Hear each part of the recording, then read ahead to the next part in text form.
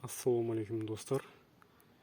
Биыл Алла қаласа биылғы жылдың 2022 жылдың көктеміне деп бірінші айналымына деп өсіріп жатқан қияр көшеттерім дайын болып жатыр. Мінекей, Құдай қаласа жаман емес, Аллаға шүкір. Мына астындағы топырағы алдындағы видеодағы көрсеткен құнарлы топырақ деп көрсеткен топырақ кәдімгі ешқандай торп болмаса бір биогумус емес. Талдың астындағы кәдімгі табиғи процесті өзі жиналып жатқан жылдағы сондай құнарлы топырақ. Мінекей, жаман емес, шүкір Аллаға, өсіп жатыр. Енді осы көшетті тұрақты жеріне қондыру керек болып тұр. Ол үшін біз мынандай тесік жасап шықтым. Мына кәдімгі көлеңкеден шыққан пластик труба, осымен тесіп осылайынан топырағына пысадым. Себебі мына өсіп тұрған қиярларға тамырын зақымдамау үшін. Енді кішкене тамырлар кесіледі, бірақ күрекпен қазылғаннан гөрі осы дұрыс болды. Бұл қиярлар өнім беріп тұр. Әлі естеріңізге сала кетейін, бұл қияр 2021 жылдың 3-ші өнімі. Жаңа жылдың алдында піскен болатын. Бұл әлде де өнім беріп жатыр. Құдай қаласа, осы қиярларда бәрін жұлып тастамай, астына жаңағы көшетті қондыратын болам. Мінекей, осындай тесік жасап шықтым астынан. Жаңа пластик трумен тесіп, себебі мына жерлерде тамыр болады, мыналардың жайылған тамырлары. Соны қатты зақымдамай осылай тесіп алдым. Енді осының несіне, осы ұяшыққа кішкене құнарлы топырақтан салып, сосын барып көшетті қондырып шығатын болам.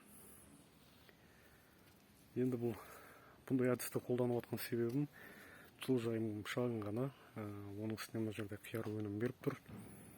Сол өнімді теруді жалғастыра отыра, астынан тағы да қияр көшетін өсіре беретін боламыз. Ол үшін мынандай кесіп шыққан жапырақтарын бұл жердегі өнімдерді жинап алдық. Бұл жапырақтардың енді маңызы жоқ.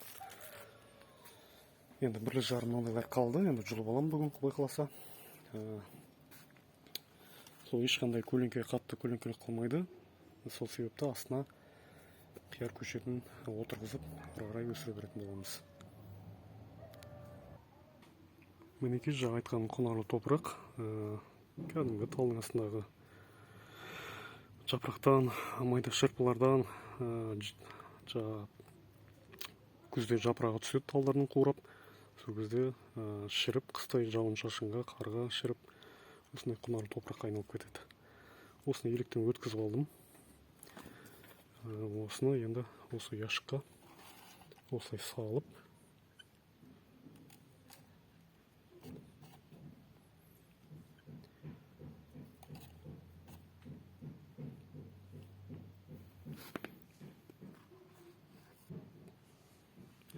мінекей, Құдай қаласа осыны өйстіп әдемілеп қойып,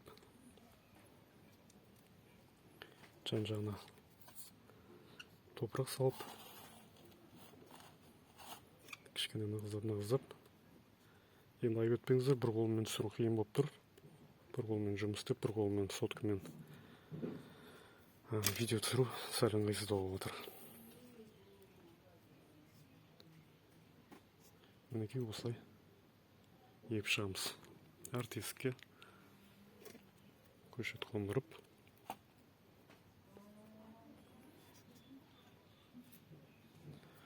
Мінекей, Құдай қаласа, үстіп егіп, мына жаңа жоғарыдағы қиярды айттым ғой, салып жатқан, өнім беріп жатқан қиярда. Бұл уже бір айдан асып жатыр, өнім беріп жатқаннан. Құдай қаласа, енді мына көшеттер, әжептәуір бұл өскеншін, гүлдегеншін бұл қияр сала береді. Сосын жаңадан еккен қиярым гүлдеп жатқан кезде, Құдай қаласа, мыналарды жайлап, мына жерден қайшымен қырғам, болмаса жұлып тастаймын. Сөйтіп, мынау уже ары қарай наның өнімін ала беремін, Алла қаласа. Бұл енді наурыз айының соңына қарай дайын болады деп есебім солай болып тұр. Енді бұның бәрі Алланың Алланың қалауымен болады, иншалла. Температураны жақсы ұстап, ауа райы қарасып жатса, Құдай қаласа, биылғы жылдың бірінші өнімі болып саналады. Қазақша айтқанда, бір оқпен екі қоянды атып жатқан жайымыз бар ағайын. Әйтеуір ебін тауып істесеңіздер, осындай амалдарды тауып, бір алқаптан, шағын болса да бір жылыжайдан өнімді тоқтатпай, бірінен кейін бірін жалғастырып алуға мүмкіндік жасауға болады.